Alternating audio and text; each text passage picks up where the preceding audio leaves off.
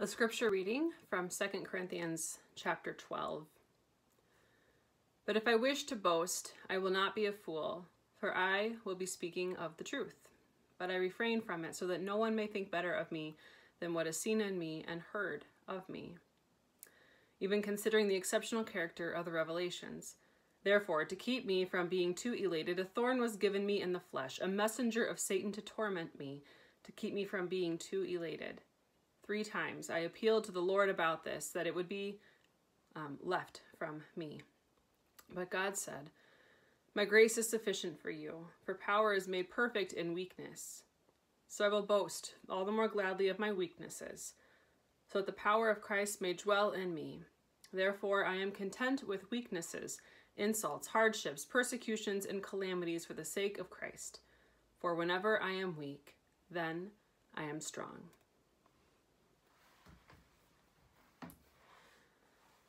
Earlier today, I was on a Zoom call with some of my colleagues, as my lighting is a little bit funky. Yeah, there we go. Earlier today, I was on a Zoom call with some of my colleagues from the Synod, and we were doing a check-in, and we were checking in with this very scripture as part of our devotional. And we were invited to think of how we were doing by naming just 5 words to illustrate where we're at. And there were some words like energized, enthused. There were some words like curious, wonder. And there were some words like troubled, weary, here. And interestingly enough, everyone in the group had a mix of those words for their 5.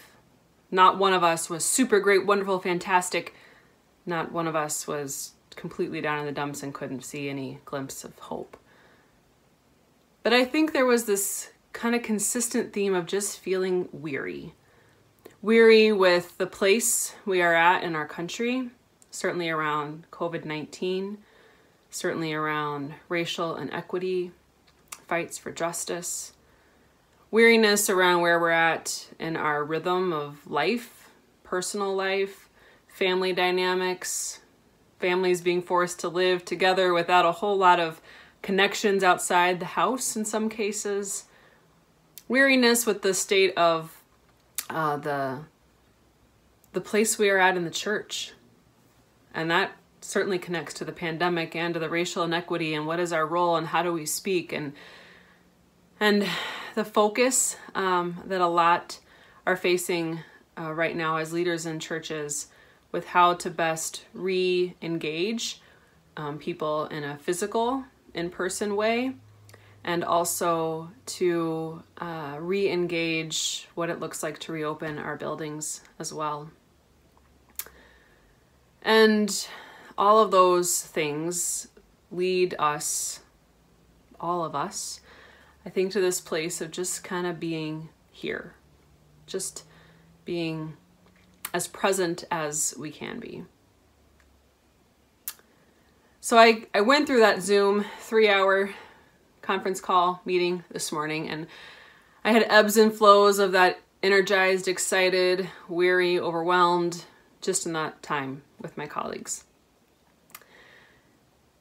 And I kept thinking of this scripture where Paul speaks about God's grace being sufficient for us.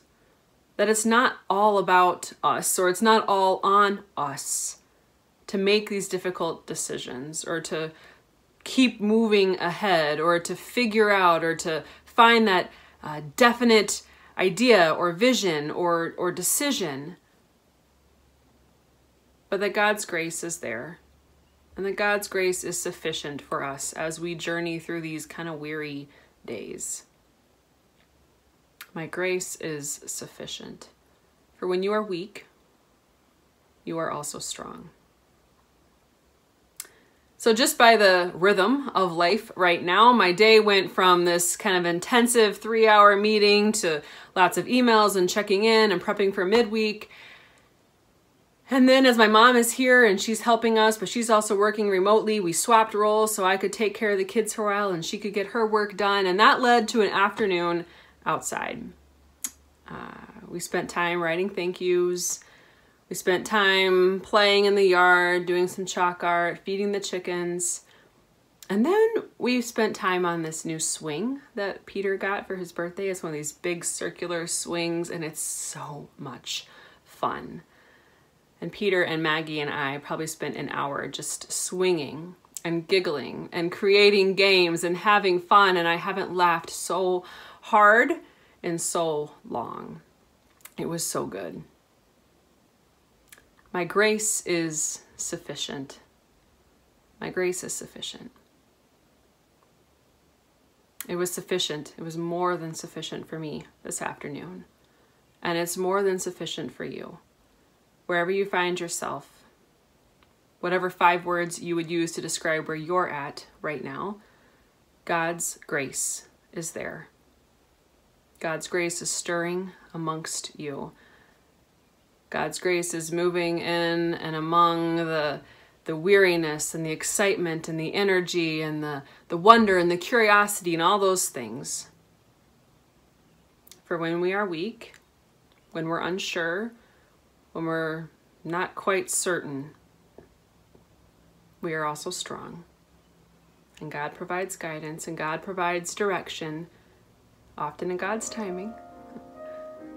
But that grace is absolutely sufficient.